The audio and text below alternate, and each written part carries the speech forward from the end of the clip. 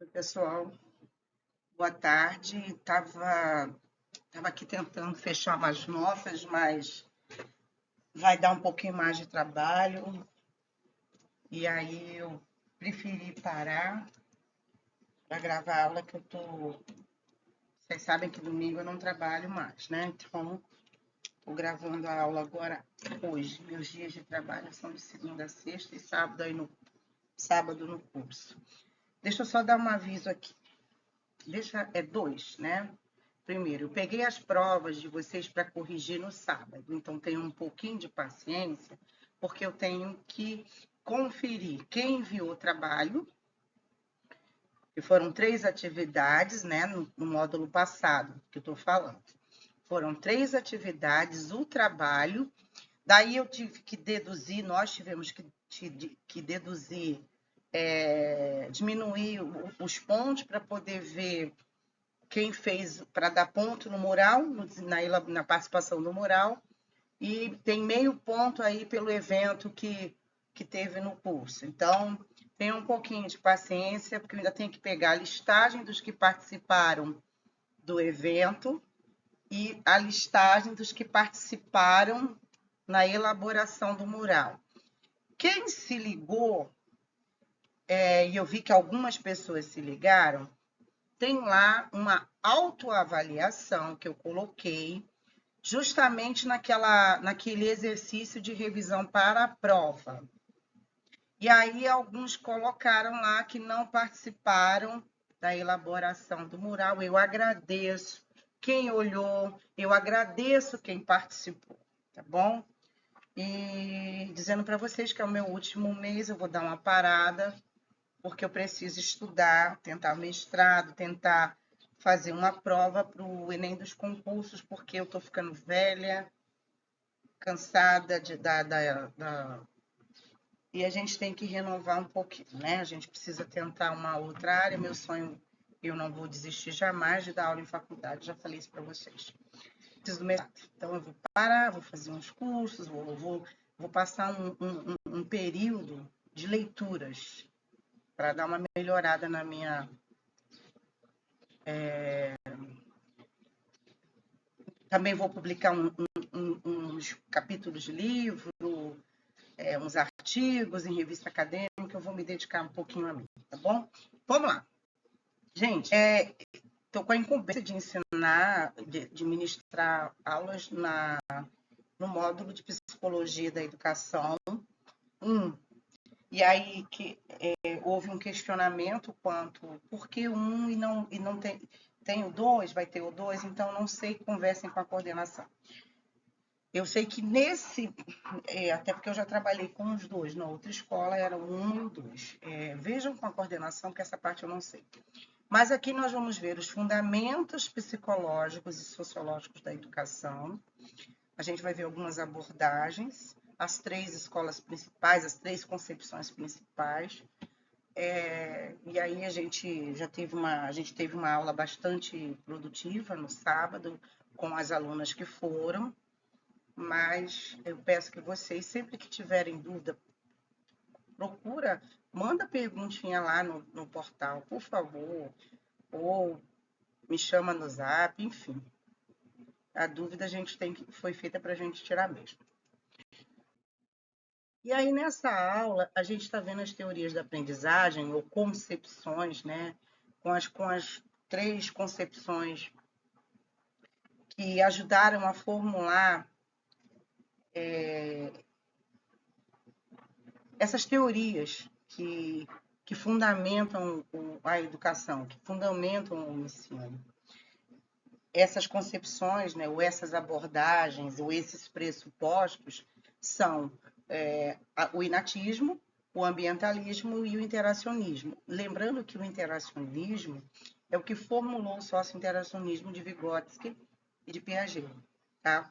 Então, vamos entender como é que funciona cada um, até porque, pelo próprio nome, você já entende o conceito. O que é inatismo ou inatista? Vem da onde? Vem de inato, aquilo que já é predeterminado, que a pessoa já nasce predeterminada, porque é uma coisa que nasce com você. ambientalista ou ambientalista ou ambientalismo tem a ver com o ambiente, né? Então, é um estímulo que você recebe do ambiente. E o interacionismo ou socio-interacionismo também são estímulos dessa troca, dessa interação. Então, só pelo conceito, só pela palavra você entende, pela origem da palavra você entende o conceito. Então, vamos lá. Lembrando que existem teóricos que vão defender cada uma dessas concepções, né? E aí eu cito alguns para vocês, não vou citar todos, até porque é sempre assim, um que inicia, que é o precursor, que inicia os estudos, e outros vão e dão prosseguimento, seguem naquela linha, o que a gente chama de linha de pesquisa, sabe? Então, assim, vem uma pessoa que já publicou, um estudioso que já publicou uma tese sobre isso, e outros vão, de repente, até ramificam, vêm por outro aspecto, mas sempre tem aquela linha de pesquisa, aquele estudo inicial. Bom, os cientistas e filósofos criaram várias abordagens, né, para valorizar os fatores endógenos. O que esses fatores endógenos é aquilo que é inato, ou seja, nasce com a pessoa, vem de dentro. E há também as abordagens que dão atenção especial à ação do meio e da cultura sobre a conduta humana. É o caso do ambientalismo. A visão do desenvolvimento enquanto processo de apropriação pelo homem da experiência histórico-social, que é o socio-interacionismo, é relativamente recente. São esses estudos que a gente já está mais acostumado a ver e a discutir, do Vygotsky, do Piaget, do Vallon e de outros. Durante muitos anos, o papel da interação de fatores internos e externos no desenvolvimento não era destacado. Enfatizava-se, ora, os primeiros, ora, os segundos. Ou seja, o inatismo durante muito tempo ficou... É como se a pessoa só aprendesse daquela forma, só aprendesse aquilo. E aí acabava se criando rótulos, né? Ela só dá para... Vamos pegar um exemplo clássico. A mulher foi criada para cuidar de casa. A mulher, a ela foi dado o papel de cuidadora, e o homem o provedor, aquele que saía para trabalhar. E os papéis foram mudando e muitas vezes se invertendo. Então, a gente não pode dizer que uma mulher, e você tirando pelo exemplo de hoje, você não pode dizer que uma mulher só serve para ser dona de casa. Como você também não vai dizer que um homem ele não pode cuidar de um filho, ou a mulher não tem competência para administrar, para gerir uma empresa, para... A gente tem vários exemplos para conduzir, né, a administração de uma casa, do trabalho, da sua vida, enfim, da sua carreira. Então, a gente viu que não existem apenas os fatores endógenos, ou seja, não é apenas uma concepção inatista que vai influenciar no desenvolvimento da pessoa, né? No desenvolvimento do ser humano.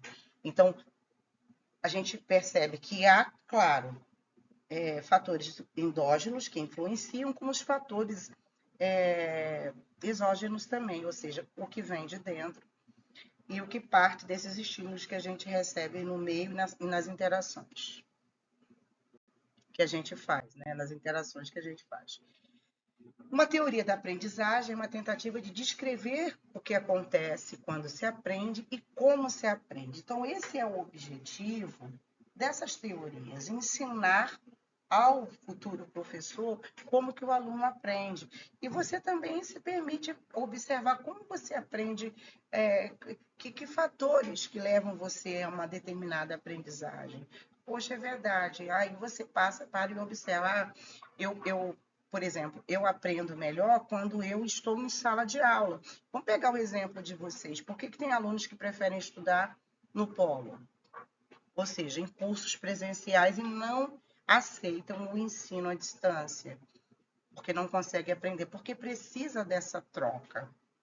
Mas já há alunos que têm uma facilidade e ficam de longe mesmo, conseguem aprender bem e tal.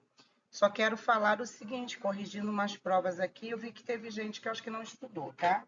Tô até passada. Menina, alunas excelentes, não sei o que aconteceu, mas enfim. O desenvolvimento humano, à luz das teorias da aprendizagem na psicologia da educação, dispõe basicamente de 3 concepções, que são essas aqui, eu já introduzi o assunto falando delas, né? A ambientalista, a inatista, interacionista ou socio-interacionista. Vamos começar falando da ambientalista. Essa ambientalista, o próprio nome já diz, né? Vem desse meio onde a pessoa, onde o ser humano se desenvolve, né? A criança está inserida num meio,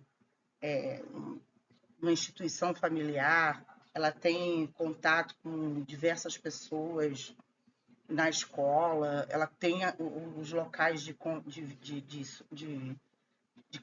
vivências, de experiências. Então, esses fatores, eles vão influenciar na sua aprendizagem, sim. Ela também é denominada de comportamentalista, né? E um dos estudiosos, aliás, o precursor dos estudos do comportamentalismo, também é chamado de behaviorismo, que behavior significa comportamento, é uma palavra alemã e significa comportamento. Os behavioristas acreditavam que os fatores ambientais influenciam na aprendizagem, na forma como a criança aprende. Não só a criança, né, o adolescente, mas a educação parte da infância. Ela defende que a função ambiental vai preponderar sobre a biológica. É esse o diferencial. A inatista é puramente biológica, enquanto a ambientalista ela acredita que os estímulos, né, recebidos no meio onde essa criança vive é que vão influenciar em sua aprendizagem. E aí ela vai desenvolver características, hábitos e comportamento condicionado aos estímulos que recebe do meio onde está inserido. E aí, conforme eu falei, o precursor desses estudos é o Skinner, né? Um norte-americano que propôs construir uma ciência do comportamento defendendo a ideia da mediação, comparação, experimentação, previsão e controle.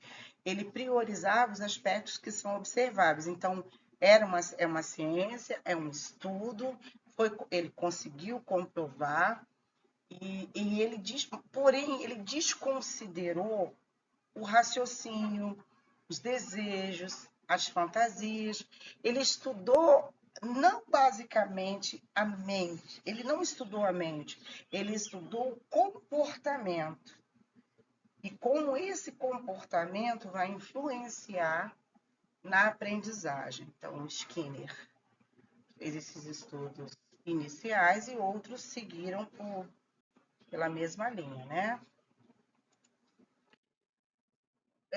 Ele e outros defensores da concepção ambientalista creem que o indivíduo sempre tentará aumentar prazeres e diminuir dores para criar um determinado comportamento. Basta levar em consideração essa ideia. Assim, ao manipular elementos do ambiente, que são chamados por ele de estímulos, é possível manipular o comportamento. E aí a gente pode fazer uma associação, o reforço às reações positivas e a punição às ações negativas. Quer ver uma coisa? Há um tempo bem longínquo, eu não peguei esse tempo, graças a Deus, eu tenho 53 anos, eu não peguei esse tempo. Mas quem pegou sabe que havia punição para os alunos que não acertavam, que não conseguiam aprender, tinham dificuldade, por exemplo, para gravar tabuada, para soletrar palavras, para gravar, por exemplo, datas. E aí eles sofriam punições. Não era pela questão apenas da indisciplina, era pela questão também da aprendizagem. Não aprendeu palmatória, ajoelhar no milho. E considerando que aquele aluno não aprendia, não tinha interesse, era incompetente, enfim. E aí, por exemplo, aqui dá o exemplo de que os alunos, aqui, por exemplo, tem uma situação onde a professora, para acabar com a bagunça de um aluno que pretende chamar a atenção com uma determinada ação, ou seja, que ele faz a bagunça para chamar a atenção, né? Ao fingir que não percebe o comportamento do aluno, a professora retira totalmente seu estímulo e a criança para de fazer bagunça, ou seja, ela para de chamar a atenção. Isso aí seria uma forma de punir, né? Olha, não vou dar atenção para ele. Ele quer chamar a atenção, deixa ele lá. Ela ignora. Então, é uma reação que ela tem para fazer com que ele não chame a atenção. Deixa ele quieto. Mas a gente precisa entender por que aquele aluno, aquela criança está chamando a atenção. Alguma coisa tem. E hoje os psicólogos entendem que é preciso que o professor esteja atento aos sinais que o aluno emite, né? O que essa criança, por que ela faz tanta bagunça? Por que ela é tão indisciplinada? E aí a gente percebe que vários fatores que levam, às vezes, a criança ao desinteresse podem ser problemas em casa, maus tratos, crianças que estão vivendo alguma situação em casa, está sendo ameaçada, enfim. A criança que está passando fome, separação dos pais, enfim, a gente já está cansado de ver situações onde a criança acaba que se distanciando um pouco do ensino, né, da sua aprendizagem, e aí ela cai nas notas. Aí a gente precisa desses estudos para entender como esse ser humano, como essa pessoa, como essa criança está recebendo a aprendizagem, se ela está interagindo ou não, se ela está estagnada, alguma coisa tem, ou se ela recua também, se ela não avança. Assim como a aprendizagem é definida pelos ambientalistas como um processo pelo qual o comportamento é modificado como resultado da experiência, aliás, perdão, assim, a aprendizagem é definida pelos ambientalistas como um processo pelo qual o comportamento é modificado como resultado da experiência. Então, essas experiências que a criança tem, esses estímulos, gente, eu desliguei o ar e deixei só o ventilador. Eu vou botar o ventilador aqui embaixo. Tá, o mosquito tá comendo minha perna. Tem que fazer isso, senão eu não consigo dar. Então, assim, eles acreditam que o meio onde ela vive, esse ambiente onde ela vive, vai influenciar em sua aprendizagem. Que também não deixa de ser uma coisa que não é errado. Mas não são apenas esses fatores que influenciam, né? A gente sabe que o meio ambiente influencia, mas não é apenas isso. Nessa concepção ambientalista, que estimula professores a planejarem suas aulas, valoriza-se o papel do professor, ao contrário da visão inatista, onde se prioriza o aluno, né? Como ele aprende, os fatores endógenos, né? O que vai, como é que ele está recebendo? Tem a questão da maturação, das fases de amadurecimento, de desenvolvimento, né? Por outro lado, causou efeitos nocivos para a prática pedagógica, já que passou a ser uma atividade como fórmula padrão, deixando de ser reflexiva. É como se estivesse rotulando, né? Ah, ele não aprende, porque ele da família fulana, eles não aprendem mesmo. E aqueles ali, eu já ouvi muito desses rótulos, né? Que o aluno pertence a uma determinada classe social, ou que pertence. A gente vê muito disso nas universidades. Uma discriminação pelo meio onde a pessoa vive. Então, ela é condicionada acaba ao fracasso, né? Por conta de um preconceito, de uma atitude meio intolerante. Na concepção inatista, né? Conforme eu até já falei, já é uma visão de que já é pré-determinado, né? O aluno tem uma predisposição a aprender mais uma matéria do que a outra, um conteúdo do que o outro. Não advém de circunstâncias contextualizadas, mas baseia-se nas capacidades básicas do ser humano, ou seja, a personalidade, a forma de pensar, seus hábitos, valores, reações emocionais e comportamento são totalmente inatos. Ou seja, nasce com o indivíduo e seu destino já vem pré-determinado. Mas será que é assim sempre? Isso vai determinar que eu tenho predisposição para uma determinada área, mas eu não posso aprender as outras? Os eventos que ocorrem após o nascimento não são essenciais para o desenvolvimento. É como se assim, os inatistas acreditam que apenas aquilo que por ele ter nascido predestinado a aprender determinados conhecimentos, a cultura dele não vai influenciar, né? O meio social dele também não vai influenciar. E isso é meio que errôneo, né? Porque você pode modificar. Se você não aprende, se você não tem predisposição para aprender matemática, você aprende o básico, mas aprende melhor língua portuguesa. Só que lá na frente, você entra numa escola que tem uma outra dinâmica de ensino e você pega melhor aqueles conteúdos. Então, é basicamente para a gente definir como uma coisa. Eu só aprendo assim, tipo Gabriela, vou ser sempre assim.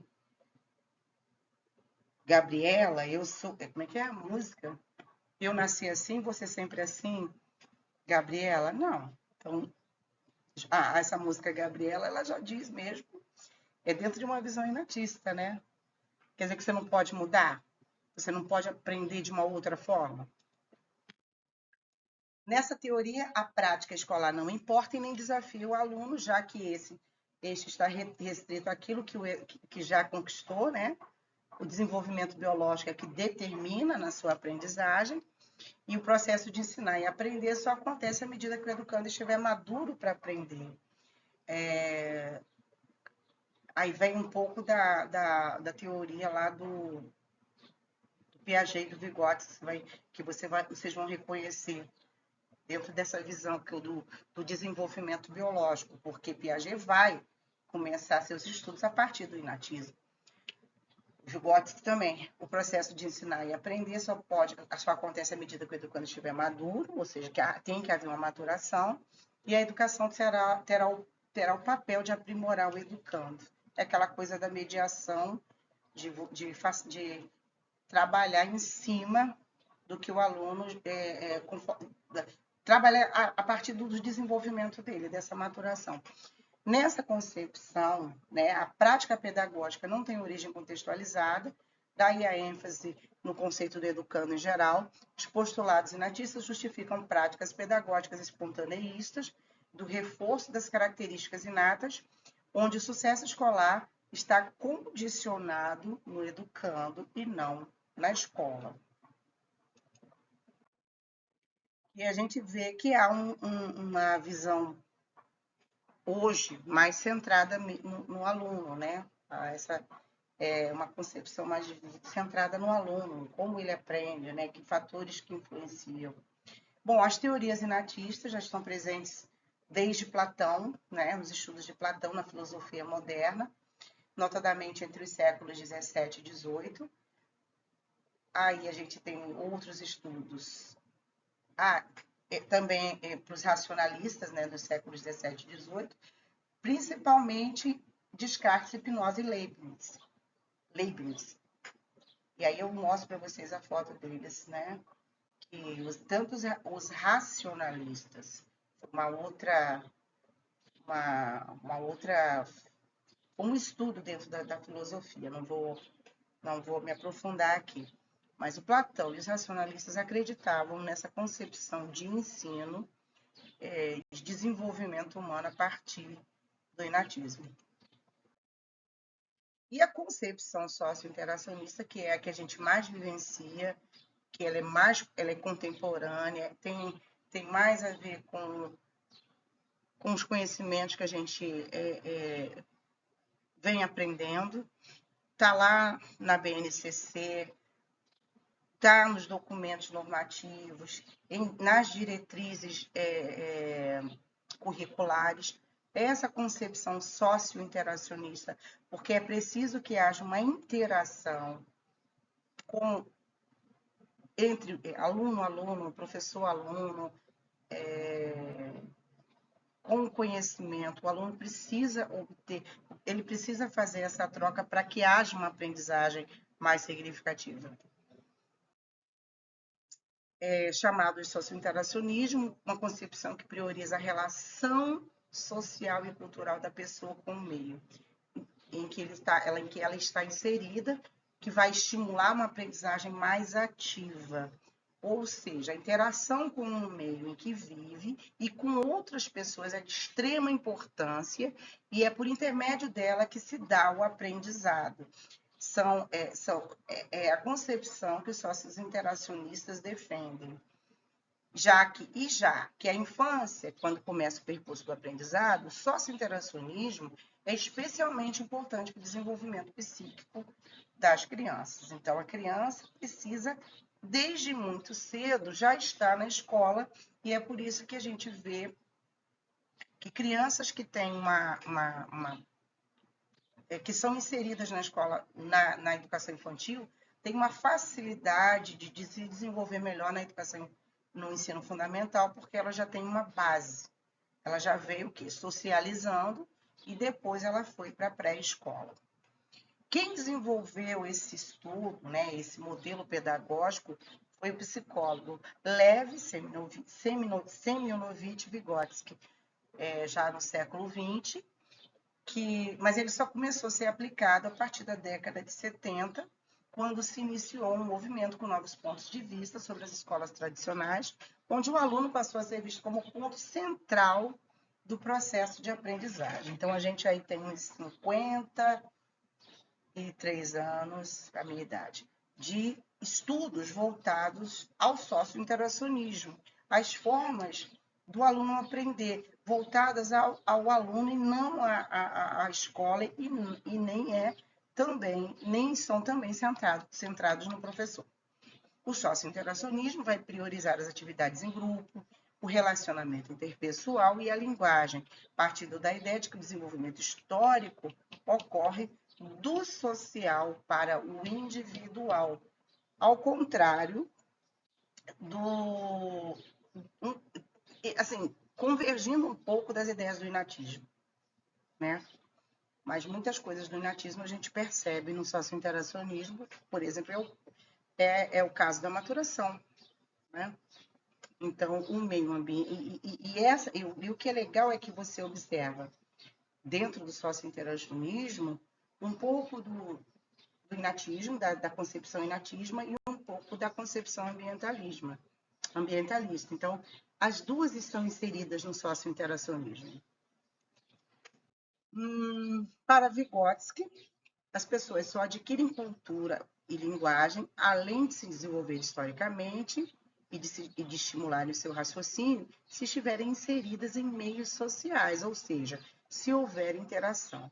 Dessa forma, em uma proposta socio-interacionista nas escolas, uma escola que parte desse princípio para formular sua proposta pedagógica, ela vai incentivar a interação e a participação, ela vai propor trabalhos em grupos, ela vai propor seminários, ela vai propor várias formas de se trabalhar coletivamente, gincanas, projetos, porque ela tem essa visão de que é preciso a troca, é preciso que haja e até mesmo no ensino à distância, com essas metodologias ativas, que é necessário que para que o aprendizado, para que o conhecimento se construa, é necessário essa interação.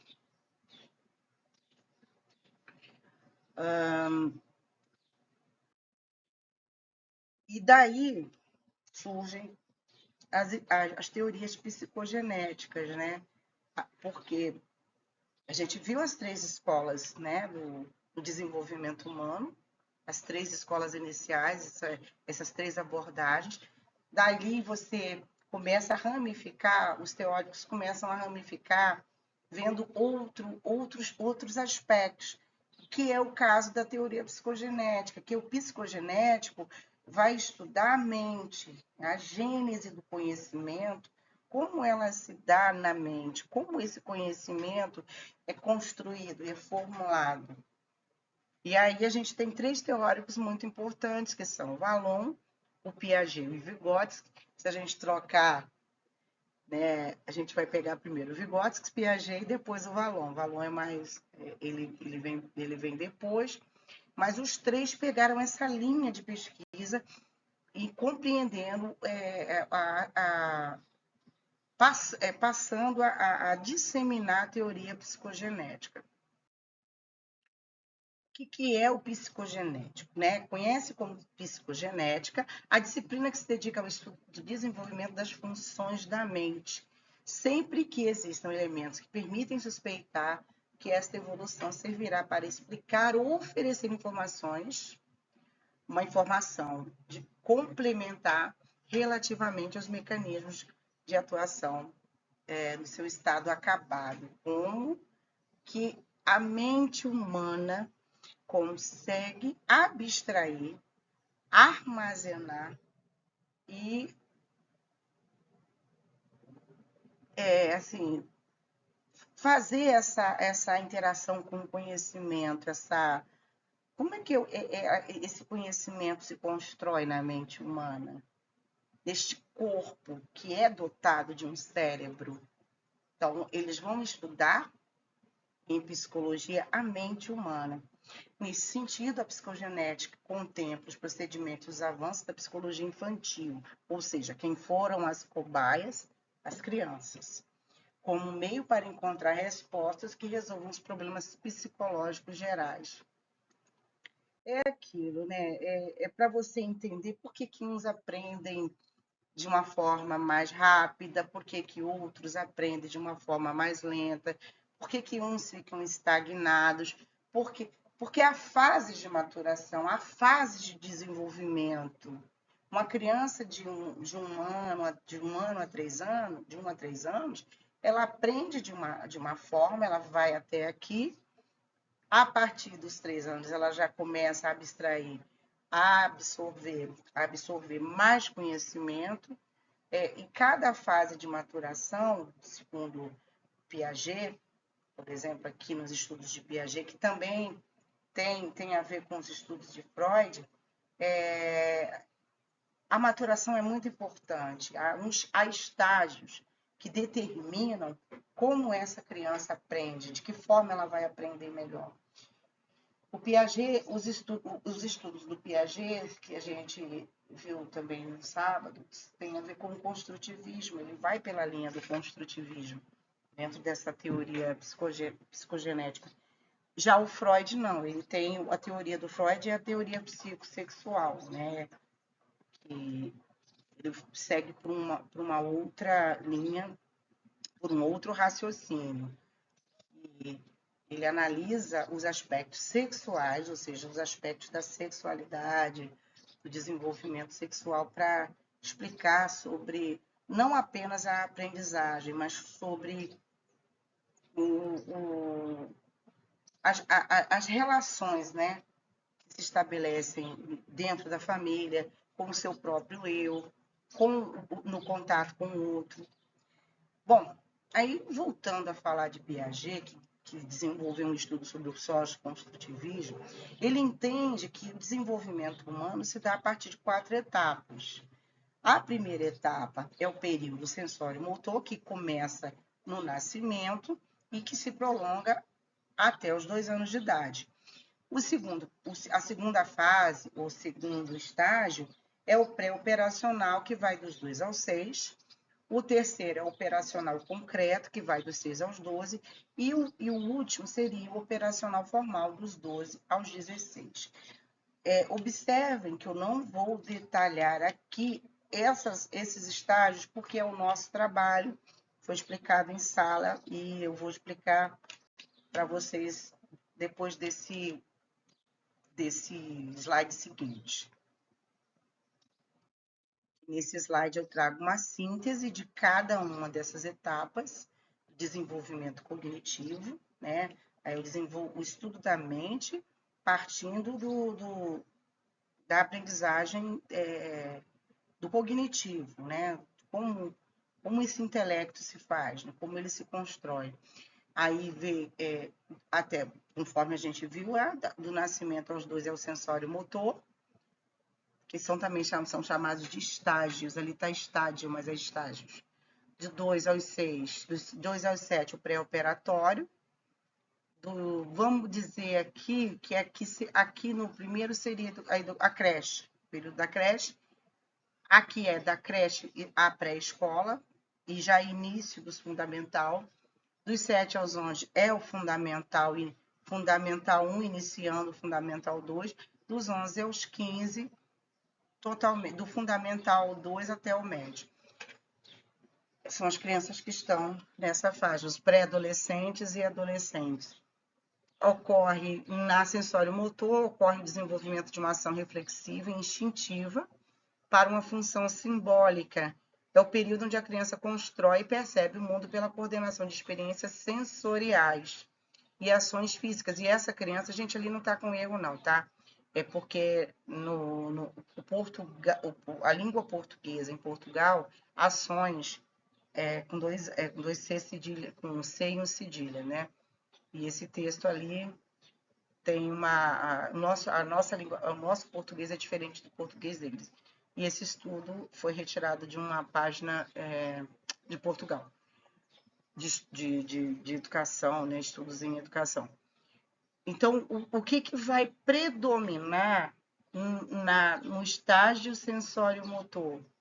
É justamente as experiências sensoriais, onde a criança, do tato, da criança levar a coisa à boca, da criança experimentar o mundo a partir dessas experiências, do que ela vê, do que ela ouve.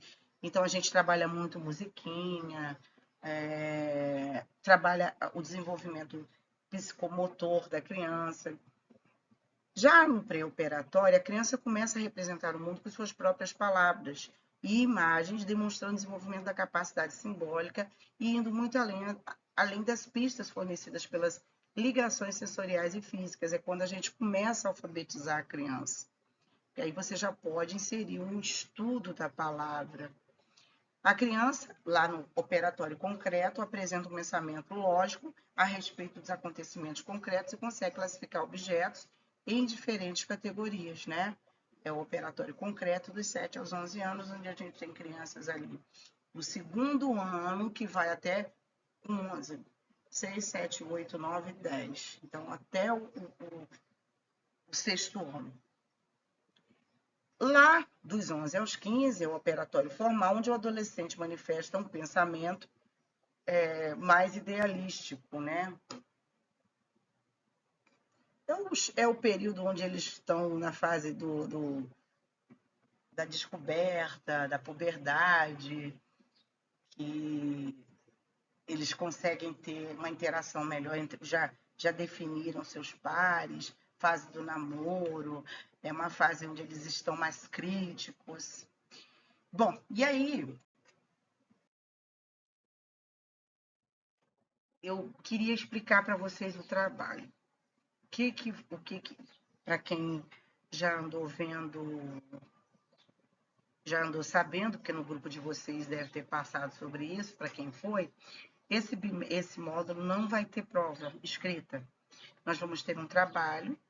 No meu caso, na minha disciplina, eu passei um trabalho de pesquisa, justamente sobre essas 4 fases, né? As 4 fases, os 4 estágios de desenvolvimento cognitivo na teoria psicogenética do Piaget. Então, eu não quero que você estude Valon. Não quero que você, até porque a gente vai ver Valon aqui também. Eu quero que você pegue uma dessas fases e pesquise, que você esmiúce, que você vasculhe o máximo que você puder de informações e traga para a gente. Eu quero uma pesquisa ampla, muito bem desenvolvida, com pelo menos 2 páginas, mínimo 2, e não tem máximo. Mas eu quero, se você escolheu o estágio sensório-motor, você vai esmiuçar o sensório-motor, você vai pegar tudo que você tiver na internet, vai fazer uma síntese. Detalhe, eu não quero cola e copia, eu quero uma coisa sintetizada, uma coisa bem explicadinha, para você não estar repetindo. Peguei desse site, aí peguei do outro, às vezes é a mesma coisa. Faça uma leitura prévia antes de vocês colocarem, porque senão vocês vão perder ponto. Vale 10, tá bom? Como não vai ter prova, também não vou passei a atividade, vou passar para vocês esmiuçarem, não vai ter prova, vai contar, sim, como 10 o trabalho e 10 o vídeo. Então, tem exercício? Tem exercício, mas o que vai contar é o trabalho e o vídeo, né? A apresentação em vídeo. Lamento informar para vocês que esse vídeo é obrigatório. A pesquisa que eu escolhi também é obrigatória. É mais fácil? É mais fácil. Mas façam uma leitura, não desenvolva de qualquer jeito. Faça uma pesquisa observando os aspectos de cada fase, de cada etapa, de cada estágio, o que vocês considerarem importante para colocar. Procurem usar uma linha de entendimento no seu texto, na sua pesquisa, para colocar ali. Vai ter capa, vou colocar ali. Então, façam um trabalho bem feito para valer 10. Até porque 10 Ai, Cláudia, eu não gosto de vídeo. Não... Meu amor, lamento, I'm sorry, baby, mas foi determinado assim. E como vocês vão dar aula e em algumas escolas tem que se gravar vídeo, olha eu aqui gravando vídeo. Não pode ter medo, né? Vamos parar com isso. Ah, eu tô colhendo, eu tô cansada, eu tô morrendo. Faça o vídeo morrendo. Mais fácil. Não foi determinado pela coordenação. Esse vídeo vai ser postado na plataforma. Façam um vídeo curto, eu só peço a vocês que façam um vídeo entre 5 a 10 minutos, para poder fazer uma coisa legal, entendeu?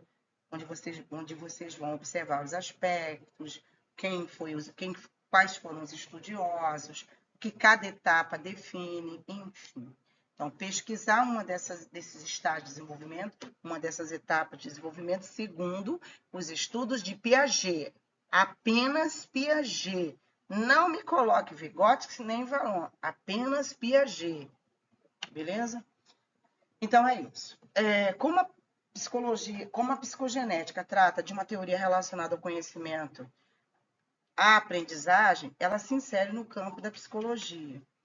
E, sendo assim, ela possui teorias que tanto contribuem para a psicologia quanto para a educação. No que se refere, no tocante à contribuição dela para a educação, isso veio logo após a constituição da psicologia como ciência.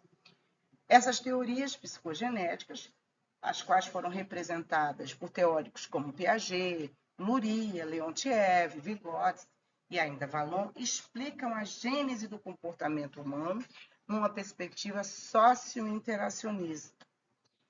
Ou seja, eles entendem que o sujeito interage com o objeto no intuito de se construir ou reconstruir estruturas de cognição. Que objeto? De que objeto você está falando? O conhecimento. Bom,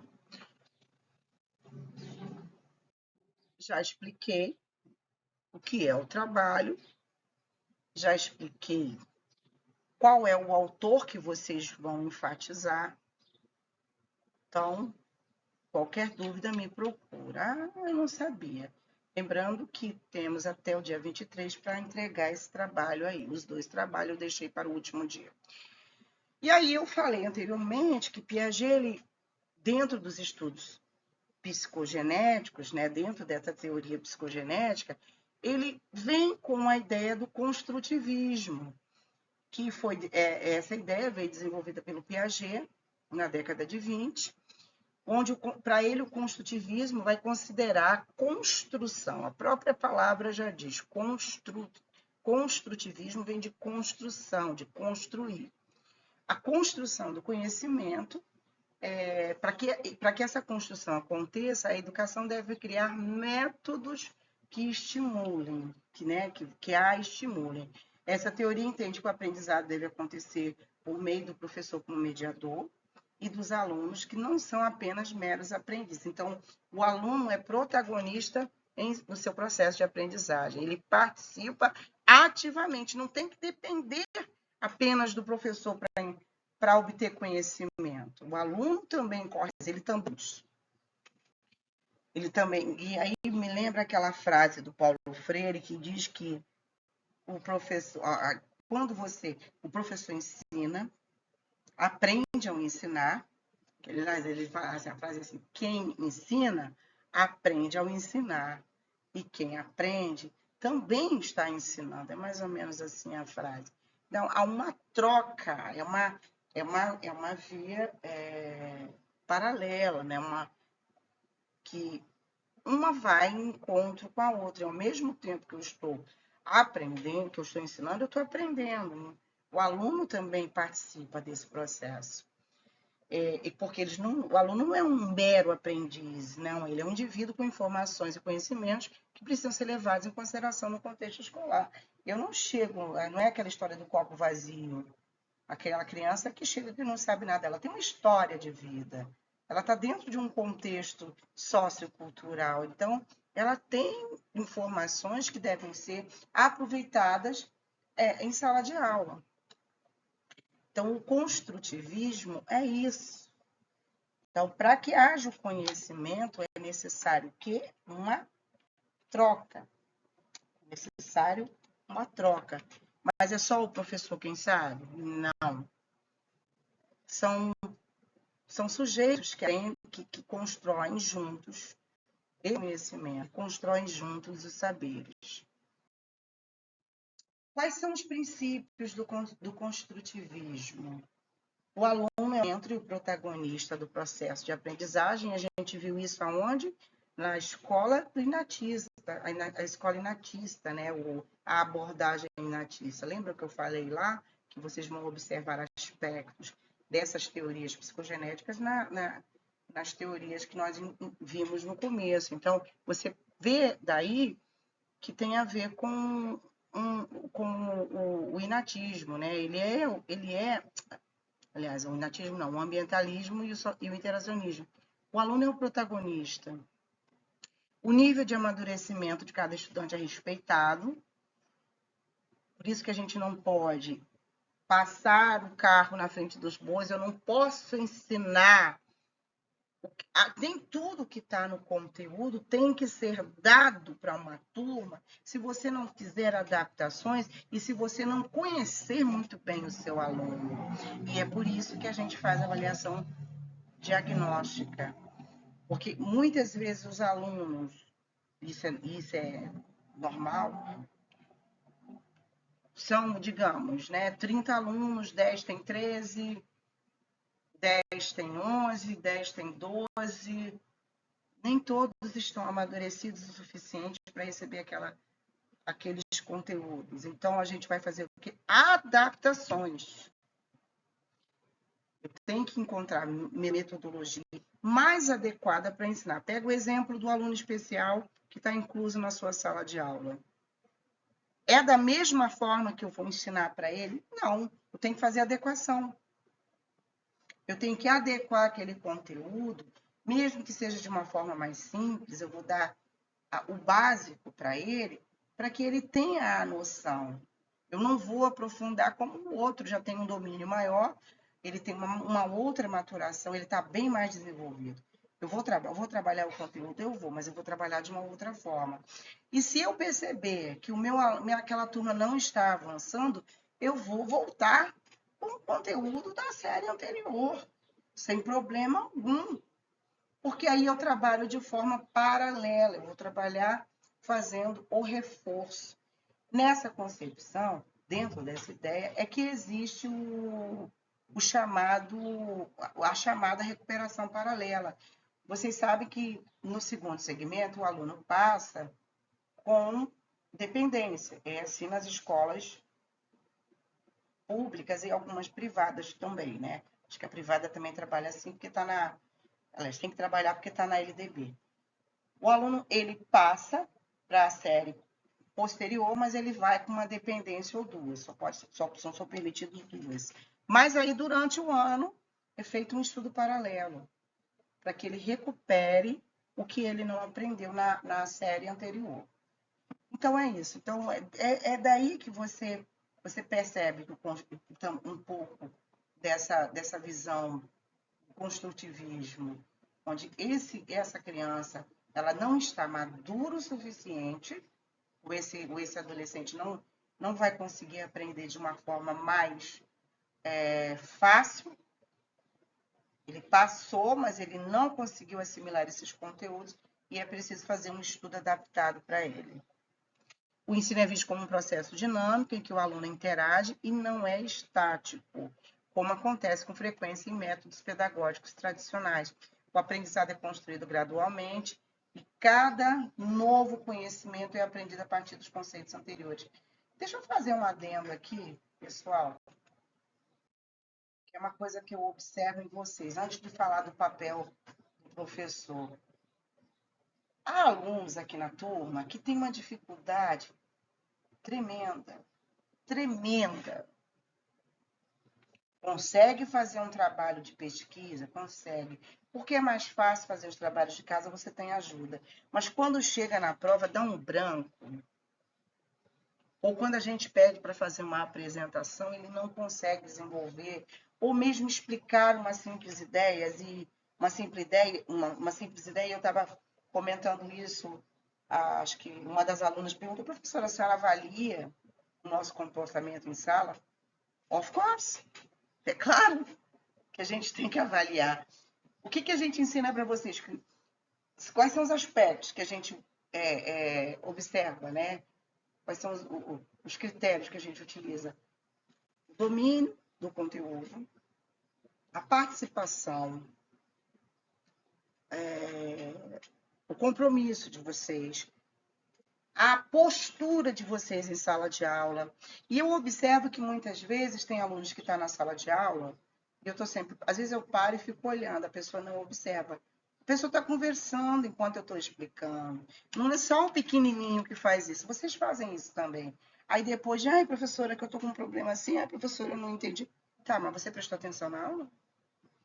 Ai, professora, eu tenho que sair cedo. Parem para observar, e sábado eu estava observando isso, quem estava conversando sabe disso, que isso atrapalha a sua aprendizagem. E aí depois, quando chega na prova, quando eu peço um trabalho mais específico, como foi o caso do texto, do gênero textual dissertativo, gente, meu Deus. Então, será que não foi falta de atenção? Porque na maioria dos trabalhos não houve uma dissertação. Não teve dissertação. E outra coisa também que eu preciso falar com vocês. Vocês estão num curso profissionalizante. Qual será o seu papel? Ensinar. E aí você vai ensinar escrevendo errado, ou você rompe com esses erros, ou você vai ser fadado a um insucesso. Não passar em concurso, não ser contratado, ser criticado, virar motivo de piada, virar meme. Porque eu tenho pego trabalhos aqui que eu estou chocada. Bege rosada, né, Débora? Que eu vi, a Débora até riu quando eu usei esse termo. Porque as pessoas acham que escrever errado é normal. Sim, é normal, mas se você é professor, você tem que ter o cuidado e o capricho A preocupação de pesquisar o que você está escrevendo. Aí, Cláudia, você é chata. I'm sorry, baby. Sempre serei. Porque professor que não pesquisa, que não consulta a forma correta, se ele vai preparar uma aula, aliás, antes de tudo, toda aula que você vai preparar não é pegar o livro e passar no quadro. Não é pegar da internet e passar no quadro. Você está fazendo uma leitura antes, não está, não? Como é que você prepara a sua aula? Você não lê?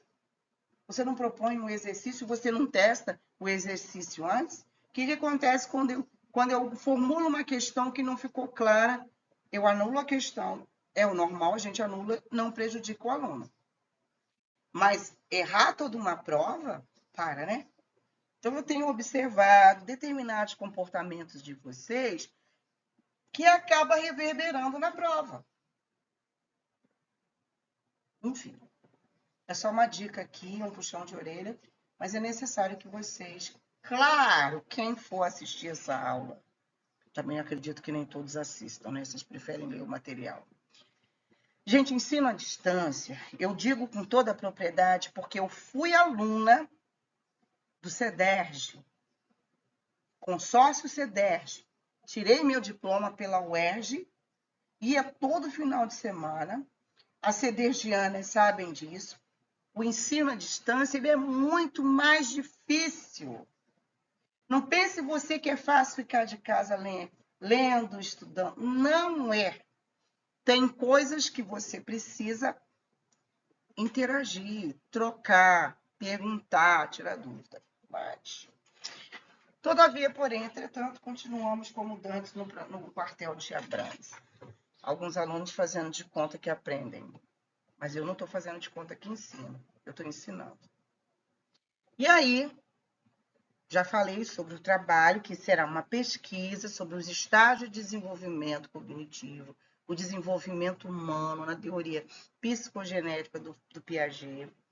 Você vai escolher um estágio. Eu até falei que pode fazer a pesquisa, pode ser feita em dupla, mas o vídeo é individual, tá? Deixar enfatizado isso, vou falar no sábado, eu vou reforçar. Qual é o papel do professor no construtivismo? Ele não é apenas um transmissor unilateral do conhecimento, que ele tem um papel de facilitador? Tem. De mediador? Tem. De orientador? Sim. Mas isso não quer dizer que ele tenha que dar resposta. Facilitar não é dar resposta, é orientar o caminho.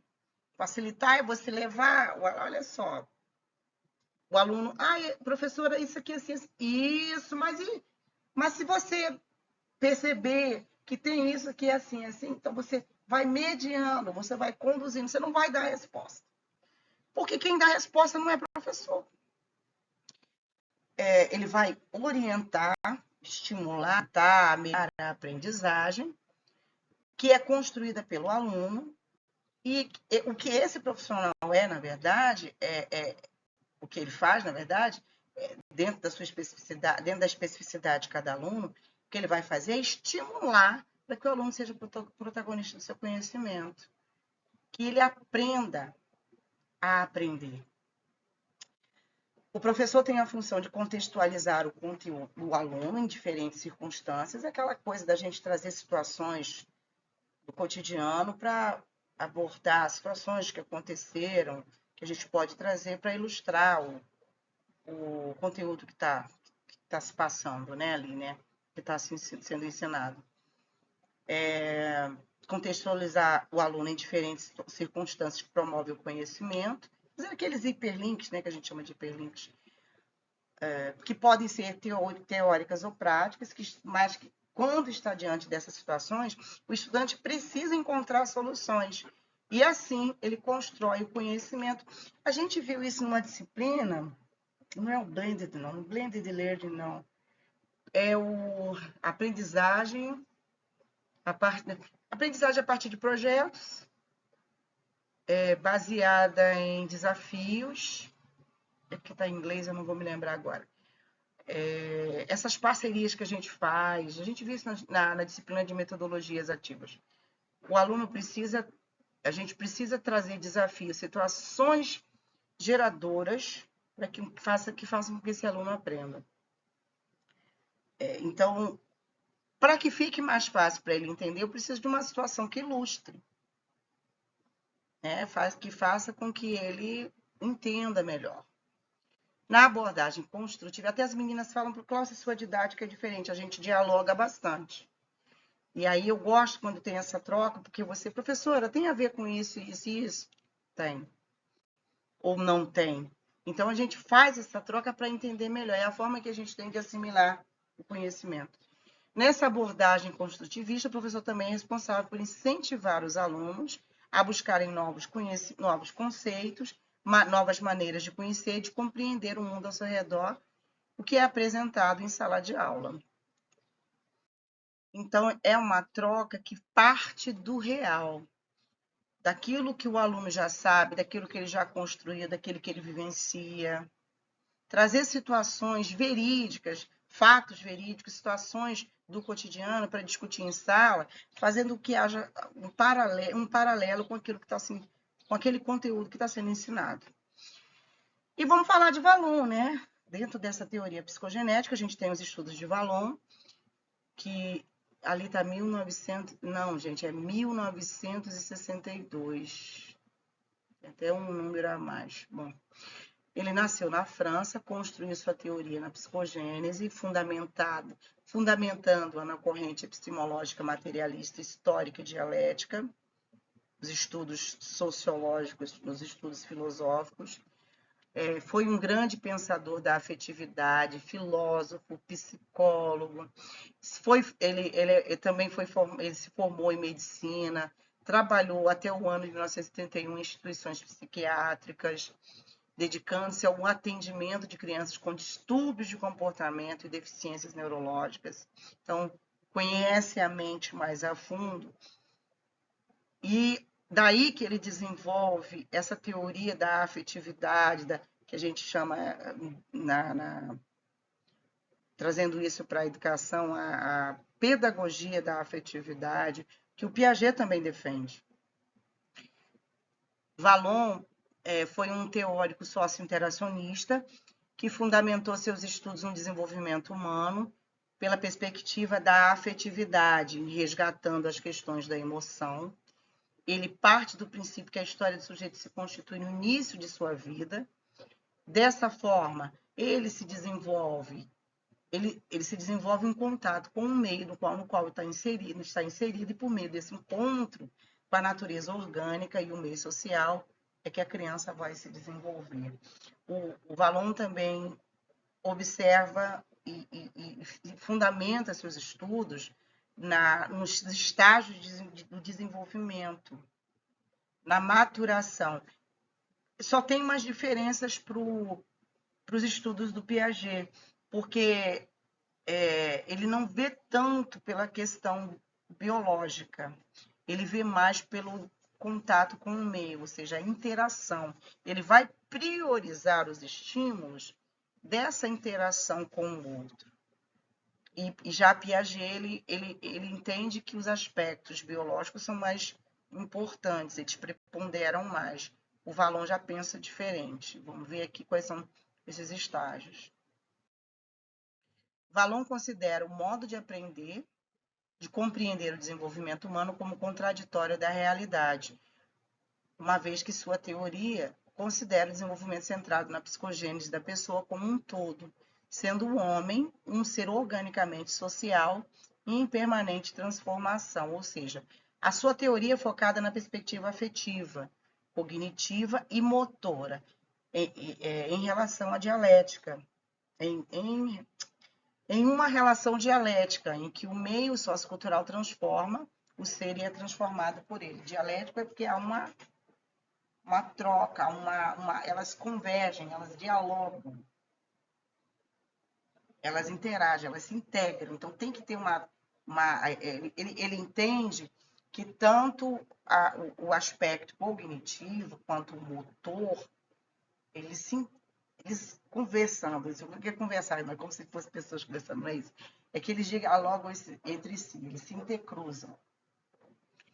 Vallon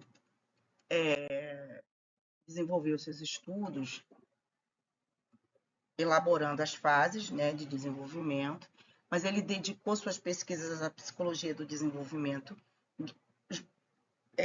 especificamente na infância, uma postura notadamente interacionista. Então, ele vai defender o interacionismo, a interação, a troca entre os pares e com o meio. Inovou ao colocar a afetividade como um dos aspectos centrais do desenvolvimento humano no ambiente escolar. O Piaget já falava sobre isso, sim, só que ele vai priorizar a afetividade. E essa afetividade, para o Vallon, refere-se à capacidade do ser humano de ser afetado por algo, seja de forma negativa ou positiva. Vamos pegar um exemplo aqui.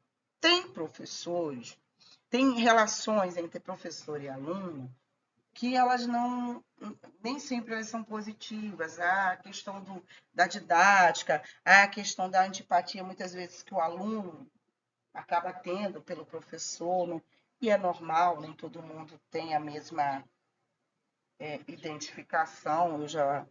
E aí eu peço até desculpas às alunas que foram reclamar do meu trabalho, da forma como eu conduzo, a cobrança pelo compromisso de vocês, que vocês sejam estudantes no sentido mais amplo, de pesquisar mesmo, de procurar, não de chegar e fazer por obrigação, porque vocês não vão ser daquele tipo de professor que manda o conteúdo e se o aluno quiser que ele aprenda. Não é assim. Eu pelo menos, não formo profissional assim. E aí, as alunas que foram reclamar do meu trabalho, eu lamento, mas eu não consigo ser diferente. Porque se eu dou o melhor, eu quero que o meu aluno se esforce. E aí, reclama, a professora é chata, a professora cobra muito. Mas a vida cobra da gente. Depois você vai querer entender por que você não consegue passar no concurso, por que você não consegue entrar numa escola boa, numa escola que você quer ter um salário, por que você não consegue ter um salário melhor. É porque o esforço é necessário. O ser humano vive de desafios. Agora, se você acha que a mesmice é o bom, se ficar estagnada, tá bom esse salário, tá bom assim. Se você é do time de qualquer coisa, tá bom, que seja feliz com qualquer coisa. Bom, nesses termos, considerar as emoções de desenvolvimento humano encadeia-se também em considerá-las no processo de ensino-aprendizagem, necessitando para isso de uma inter-relação entre o ato pedagógico e o conhecimento da criança em seu sentido mais amplo, a partir dos aspectos afetivos, cognitivos, motores, criando-se uma interdependência na relação professor-aluno e um vínculo de fortalecimento no papel social da escola. A aprendizagem, por essa linha de construção do conhecimento pela afetividade, ela é muito importante, que traz o aluno para o conhecimento de uma forma mais suave. O aluno vai aprender com mais gosto, de uma forma prazerosa. É isso que a gente fala aí de aprendizagem significativa e prazerosa. Tem a ver com essa teoria da afetividade. Então, não adianta o aluno aprender por aprender, porque é obrigado, se ele não cria um vínculo com aquilo, ele não gosta. O aluno vai para a escola porque quer? Não. Vai até para brincar e para comer. Mas quando chega na hora da aula, ele conversa, ele bagunça, ele perturba. Aí o professor tem que fazer 1001 para fazer com que aquele aluno se interesse. Meu amor, titia está explicando, lindinha, titia está explicando, não conversa. Então, perde-se aí o momento de fazer com que aquele aluno entenda que o conhecimento que ele está construindo junto com o professor, não é o professor que está ensinando apenas, é importante para a vida dele. E aí eu volto a lembrar um exemplo. Por que eu avalio o comportamento dos alunos? Que eu tinha um aluno já grande, 14 ou 15 anos, lá no 5º ano, chegou para mim e disse: o Carlos, eu nunca vou esquecer, meus alunos Os meus alunos inesquecíveis se chamam Carlos, né? Tem esse nome. E o Carlos, uma vez falou, no quinto ano ele não sabia ler, e eu tentando trabalhar aqui, Carlos, eles só eram copistas, eram alunos copistas nessa turma que eu peguei, a maioria era copista. Carlos, meu filho, vamos lá, você precisa. Ai, professora, eu não sabo. Eu não sabo. Mas, Carlos, a gente tem que. Ai, professora, se eu não aprender, eu vou vender bala no trem. Não estou desmerecendo quem venda bala no trem, porém, seja um vendedor autônomo pensando em crescer. Vou abrir minha lojinha. Vou ramificar aqui, vou comprar para outros vendedores. Eu vou o quê? Como é que a gente faz? Fazer, como é que é? Franquias, pronto.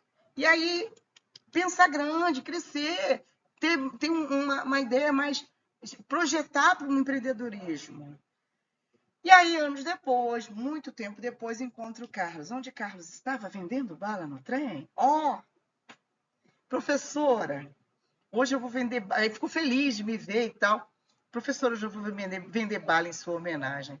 Então, é esse aspecto comportamental. Daí eu tive certeza que eu influenciei o Carlos. Ele não desenvolveu cognitivamente, ele não foi adiante. Talvez ele tenha ido para a EJA para terminar o quinto ano. Não sei nem se ele terminou o fundamental dele.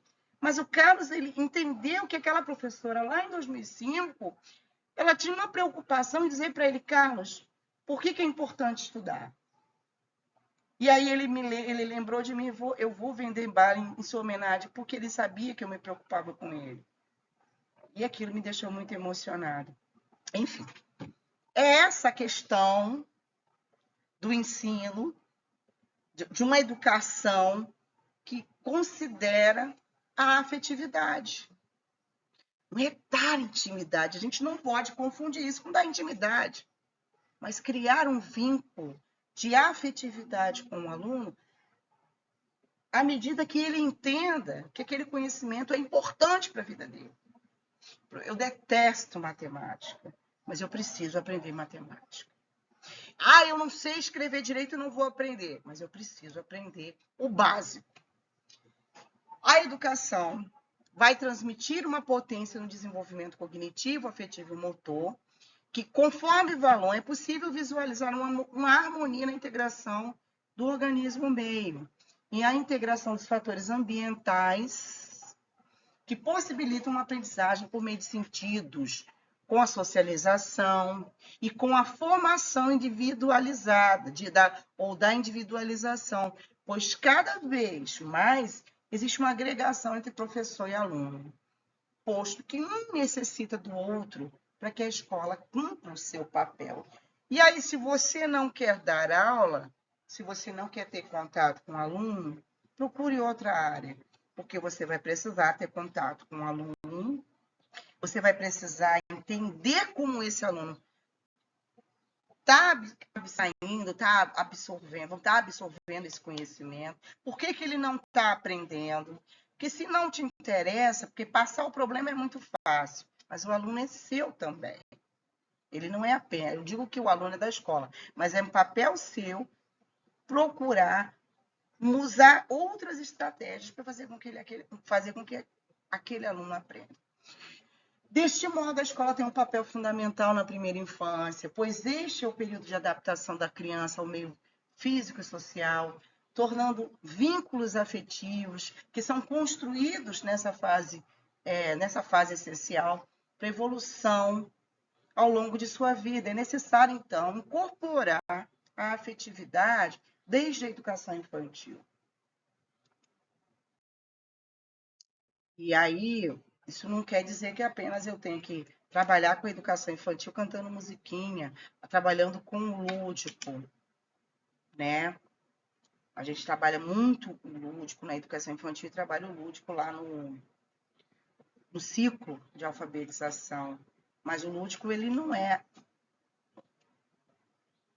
uma característica dessas séries, né, dessas etapas. Ele pode acontecer, né, de forma adequada até o quinto, do sexto ao nono, porque o brincar, gente, o lúdico é inerente ao ser humano.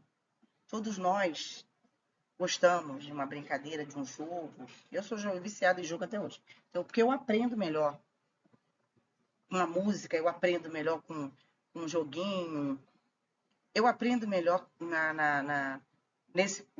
nessa pedagogia da afetividade, de uma troca, porque eu não sou um ser supremo que tenho todo o conhecimento e você é meu aluno que está lá embaixo. Eu não vejo por essa forma. Ademais, a teoria valoniana vai inferir que as crianças educadas com afetividade são mais seguras e autônomas. E essa prática afetiva, quando posta nos primeiros anos de vida, vai refletir em seu comportamento quanto adultos. Ele aponta que as mediações, o Valon, que as mediações das crianças com o meio se iniciam por meio das emoções e que a afetividade é mediadora dessas relações sociais. Engraçado é que hoje a gente está vendo sobre os estudos da educação emocional. Por que isso? Para que se considere e se trabalhe o emocional, porque ele é super mega blaster importante. As emoções conduzem, sim, no aprendizado. Elas refletem, sim, no aprendizado. E aí você tornar a tua sala de aula mais leve, é bem melhor, se constrói um conhecimento de forma mais tranquila, mais relax, há uma troca. Surge, então, a necessidade da formação do educador infantil e de forma sistemática, pois a docência da educação infantil é um ato pedagógico que transforma a aprendizagem e provoca o desenvolvimento emocional e cognitivo das crianças. Quando eu falo de educação infantil aqui, não estou me referindo apenas à primeira etapa da educação básica, estou me referindo à educação de crianças, que vai até o 5º ano, quando eles estão lá na pré-adolescência, entrando na pré-adolescência. Tá bom? Os estágios de desenvolvimento segundo Valon. Na teoria valoniana, existem estágios de desenvolvimento nos quais o aluno, o indivíduo passa do nascimento e vai até a adolescência, mas não quer dizer que acabe ali. Para ele, o desenvolvimento não vai acabar nessa etapa da adolescência, pois a constituição do eu perdura por toda a vida do sujeito. E nós estamos sempre aprendendo, nos reconstruindo, amadurecendo, errando e aprendendo. Os estágios do desenvolvimento para Valon são atrelados aos campos funcionais da afetividade, da motricidade, da cognição e da personalidade, sempre em integração com o meio. Eles não se dão de forma fechada, eles estão indo e voltando, eles também não são lineares, né? Mas são contínuos, diferentemente dos estágios de Piaget, que ratifica que é necessário passar de uma etapa para outra, de uma etapa anterior à etapa seguinte. Valon, ele afirma que a idade cronológica da criança não é a idade que vai definir as características de um estágio, mas sim a maturação orgânica. Até tinha falado isso, mas de uma forma contrária, não. Então, é a maturação orgânica, onde as condições que se apresentam para o amadurecimento, ou seja, o meio onde a criança está inserida. Piaget acreditava na idade cronológica, tanto que ele os estágios dele só vão até a adolescência. O Valon não, a criança continua o indivíduo continua se desenvolvendo mesmo após os 15 anos. Isso é verdade. E aí são 5 os estágios para o Valon. O impulsivo emocional, que vai até um ano de idade, e ele é centrípeto, ou seja, a criança se volta para si.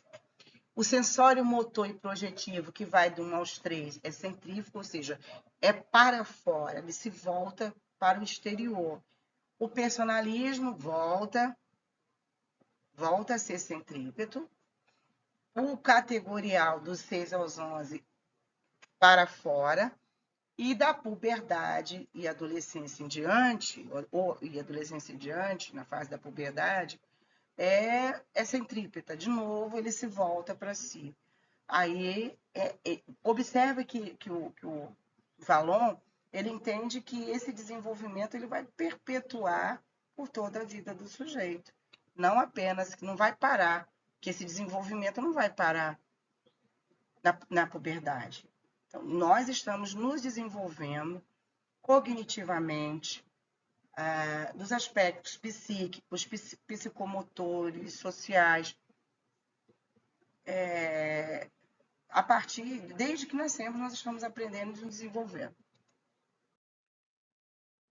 Aqui eu venho explicando cada uma dessas etapas, né? No impulsivo emocional, que vai até 1 ano, é marcado inicialmente por uma simbiose com a mãe, por emoções, onde o bebê, através de seus gestos involuntários e suas ações, procura chamar a atenção do adulto para que ele o quê? Satisfaça suas necessidades. A criança que chora quando quer mamar, quando está suja, quando quer colo, quando quer dormir, a criança chora, né? É por isso que fala que é impulsivo, emocional. Nesse estágio, apresenta gestos desordenados, impulsivos, tudo por meio do choro, há um conflito, ela não controla a sua emoção, existe um predomínio afetivo, ou seja, ela quer a mãe, ela quer o colo, ela quer a atenção. Então, as crianças só param de chorar quando vem, né, quando vem para o colo.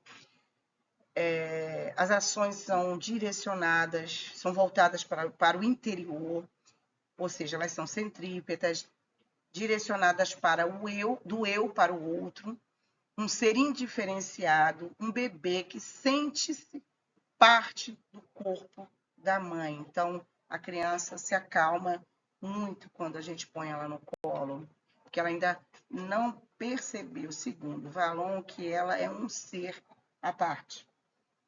Até os 6 meses, o bebê comunica-se por meio de gestos impulsionais, mas a partir dos 6 meses já se comunica pelas emoções e começa a se relacionar de forma diferente.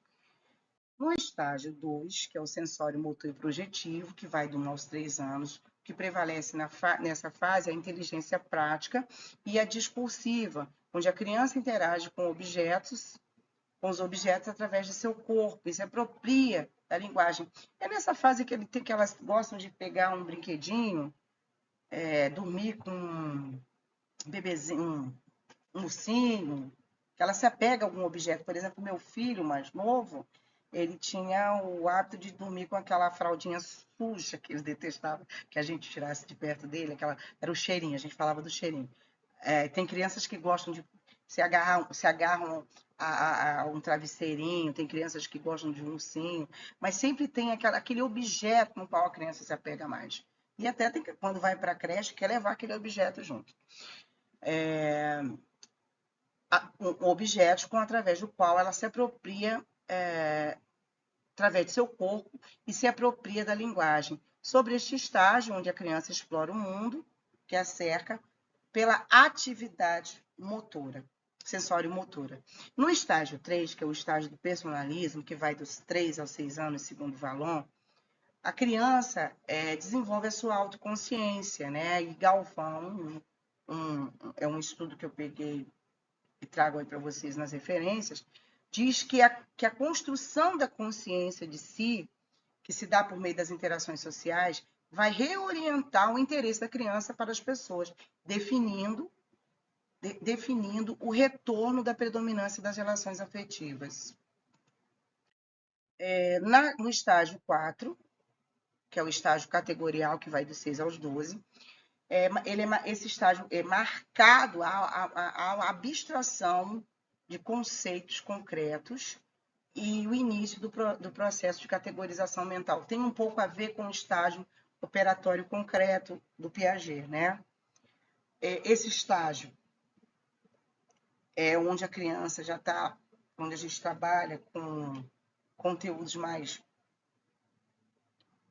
os conteúdos das disciplinas do currículo, é a fase que a criança vai da alfabetização à consolidação dos conteúdos da base curricular.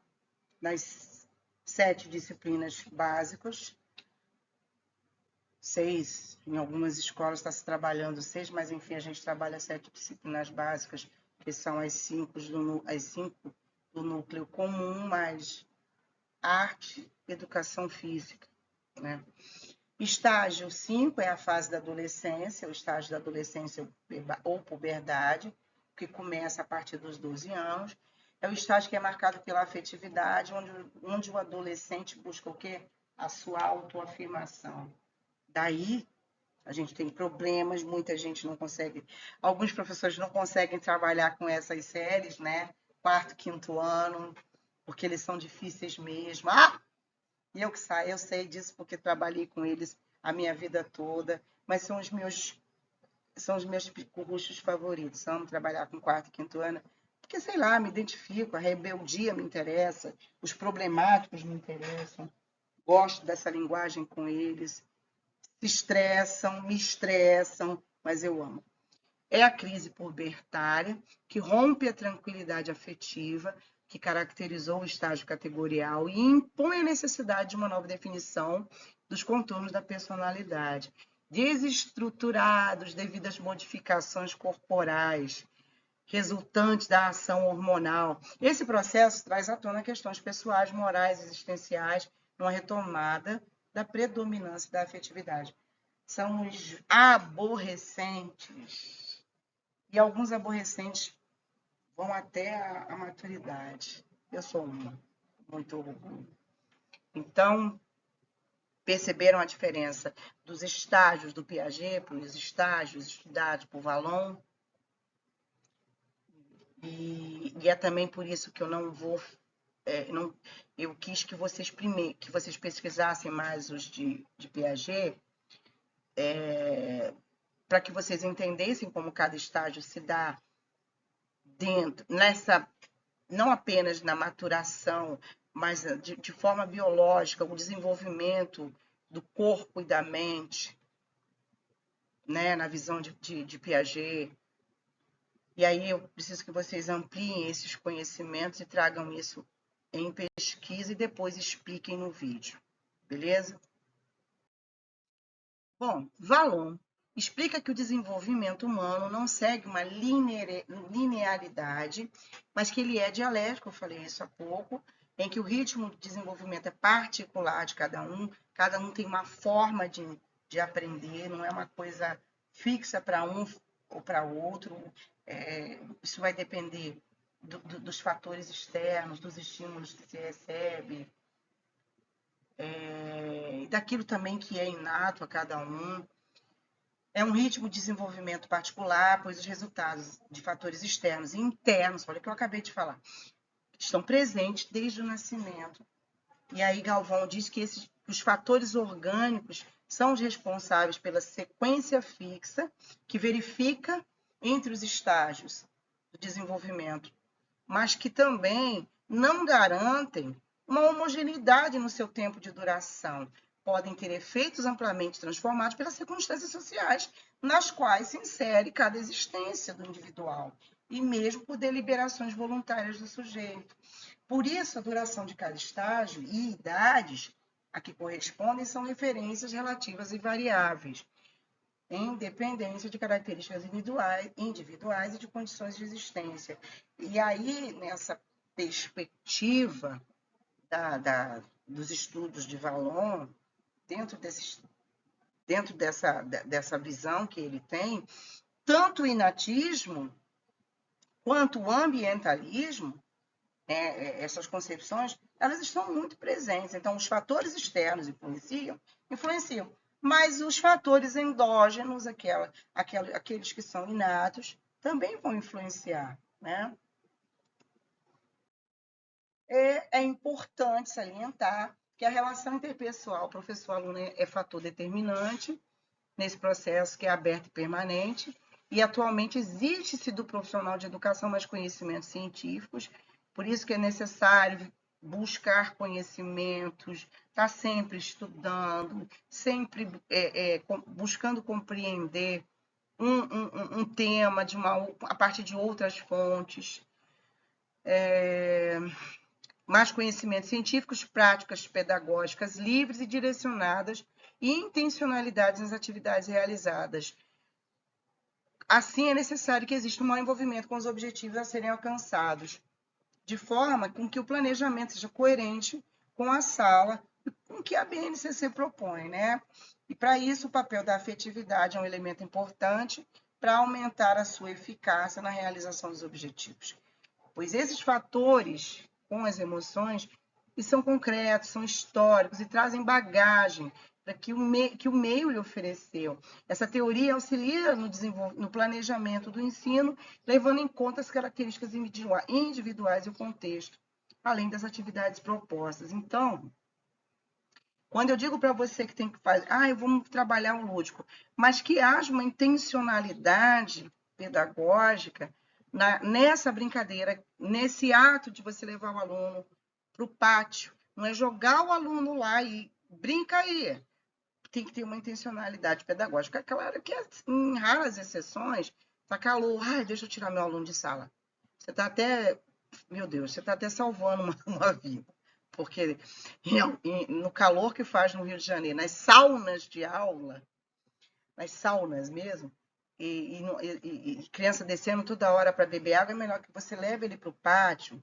Claro que isso tudo tem que ser organizado. Para aquela criança, coitada, ela possa também, né, sair daquele ambiente e estar perto do bebedouro e do banheiro. Finalizando, a gente vai falar da teoria sociocultural de Vygotsky. Não vou me aprofundar, mas ele vai analisar os níveis de desenvolvimento, né, como se dá o desenvolvimento da linguagem através de 3 níveis. E ele fala também de assimilação e acomodação. Eu acho que eu não acrescentei isso aqui, mas vamos lá.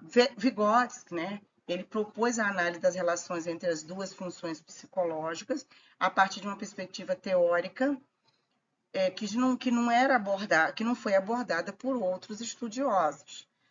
Ele propõe que a consciência deve ser entendida como um sistema dinâmico de funções psicológicas, onde o pensamento e a linguagem são apenas 2. Essas funções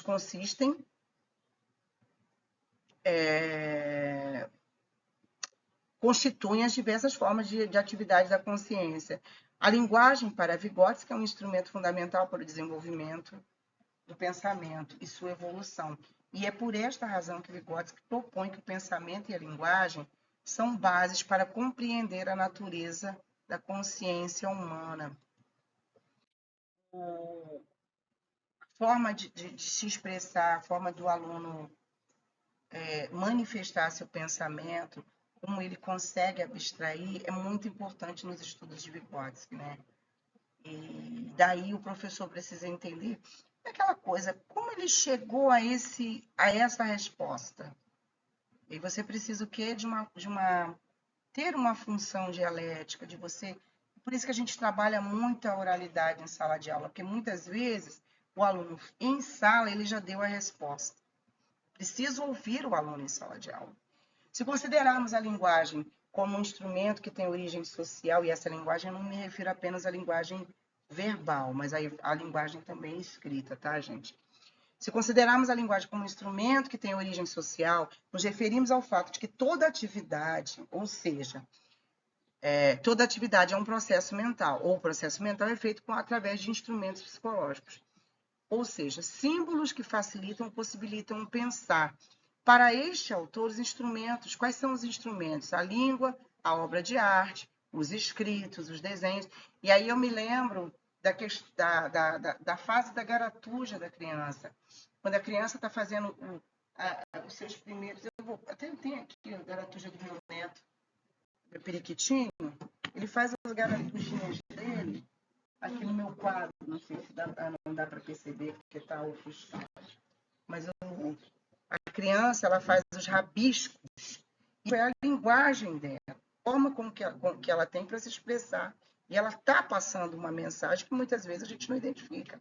Mas quando essa criança desenha, e aí você pergunta para ela, você faz, por exemplo, num ditado, lá você pede para ela escrever o seu nome ou escrever uma palavra, que está escrito aqui? Aí você vai e escreve. Ela escreveu embaixo, você não pode pedir para ela apagar. Você vai escrever ao lado, pede para ela escrever ao lado, ou você escreve em cima, se você for fazer a correção, porque é dali que você entende como que ela está construindo essa noção, esse conceito de cada símbolo, de cada código linguístico, né? Por exemplo, quando você pede para a criança escrever a palavra casa, que ela escreve o casa com o K e o S ou Z, porque ela sabe que ali é um fonema. Só que o fonema para ela é formado por uma letra, né? Então, ela está percebendo o som, ela ainda não sabe diferenciar. Ela não sabe que o fonema K de casa não é o fonema da letra K. Razão pelo qual a utilização de organizadores visuais dentro de uma aula ajuda a desenvolver o pensamento e a linguagem. Ou seja, como ela imaginou, como ela pensou para escrever a palavra casa. Para Vygotsky, a origem dos símbolos é sociocultural, já que estes canalizam o pensamento. Os símbolos recriam e reorganizam a composição mental. Vamos pegar o exemplo das crianças, a gente falando em símbolos, das crianças que conseguem acessar plataformas virtuais, YouTube, Instagram, com 4, 5, 3 anos, 4 anos, a criança já lê o símbolo, ela já identifica. É uma linguagem não verbal que ela já domina. Vygotsky diz que a compreensão da linguagem é uma cadeia de associações, olha aí, ela associa, né? Que surgem na mente, sob a influência de imagens conhecidas. Então, ela pode não saber escrever, mas ela sabe o que é. Porque aquela imagem ela já leu, ela já entendeu. Então, ela já domina a imagem antes mesmo de conhecer a palavra, a escrita da palavra. Ela sabe o significado daquela imagem. Então, ela só vai construir, você vai construir com ela esse desenvolvimento da escrita, da palavra, né, na forma escrita.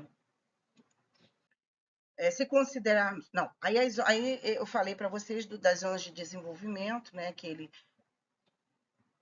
fiz um recorte aí, não vou me aprofundar nos estudos do Vygotsky, até porque o que eu falei, ele fala de assimilação, acomodação, tem muito mais nas teorias de Vygotsky, mas aí a gente vai se prender aqui às zonas de desenvolvimento, né, que são 3 para ele, a de desenvolvimento real, a potencial e a proximal. Cada uma tem uma função, cada uma tem está dentro de um contexto. O aluno aprende sozinho, mas ele precisa também da mediação do professor. Na zona de desenvolvimento real, é aquela que se refere às etapas já alcançadas pela criança e que permitem a ela solucionar problemas de forma independente e autônoma. Vamos pegar um exemplo aqui. Você pediu ao aluno, lá no celular, no computador, que clique na imagem do YouTube ou do Instagram. Ele sabe que ele vai entrar num canal de vídeo, numa rede social. Então, ela é o que ele já domina. A zona de desenvolvimento real é determinada pela capacidade que alguns indivíduos têm de solucionar de forma autônoma as atividades que aparecem no caminho. Isso não significa que o indivíduo é autodidata, que ele aprende tudo sozinho, né? Mas é que ele já tem um conhecimento prévio, ele já identifica. A princípio, se inicia quando a criança começa a sua fase de descobertas. Então, até aí deu para entender? Ou seja, aquela criança ainda não escreve, mas ela identifica pelo símbolo. E é por isso que quando a gente trabalha lá na alfabetização, a escrita de palavras, a gente trabalha com a imagem. Coloca o desenho da bola e escreve a palavra bola. A criança precisa identificar que aquela letra inicial, quando eu estou trabalhando nas famílias, é a letra de bola, é a letra de vamos lá, outra coisa também que agora eu esqueci. biscoito, enfim, balduco, que são, né, a gente trabalhando com rótulos, por exemplo, a criança sabe quando chega no mercado, cara, é incrível, ele vai lá naquele produto. Está ensinando, a professora está ensinando a letrinha, a família do N, a família do B, a família do. E aí ele já identifica aqui do mesmo de bola. Enfim. A zona de desenvolvimento potencial é a capacidade que a criança tem de desempenhar tarefas, desde que auxiliada e com orientações adequadas por adultos ou por outras crianças maiores e mais capacitadas. É aquela fase onde você trabalha em grupo com eles, para que eles não conseguem sozinhos, vão precisar de ajuda. Então, essa criança está na fase de desenvolvimento potencial, ou seja, ele está avançando, mas ele precisa de ajuda. E na zona de desenvolvimento proximal, que é a ZDP, por que a potencial não é ZDP? A diferença é que a ZDP, essa ZDP aí, é aquela fase onde você vai intervir. Ué, mas ela é diferente do outro? Mas o outro também não estou intervindo. A diferença aqui é que ele já sabe o suficiente, falta isso aqui para ele consolidar aquela aprendizagem. Porque lá na potencial pode ser que ainda hajam dúvidas. Aqui não, ele tem um domínio, no entanto, você vai intervir justamente fazendo aquela mediação. Facilitando, ou seja, fazendo uma ponte, que é aquilo que falta para ele compreender melhor. Essa zona de desenvolvimento proximal é a distância entre a zona de desenvolvimento real e a zona de desenvolvimento potencial. É o caminho a ser percorrido até o amadurecimento e a consolidação das funções ou tarefas. Ou seja, define aquelas funções que ainda não amadureceram. E aí, pessoal, voltando à questão de conteúdos que não foram assimilados, é necessário que você trabalhe essa ZDP. Aquilo que o aluno não aprendeu, você vai buscar o quê? De uma forma, aquela forma que você ensinou, ele não pegou, você vai buscar outra estratégia.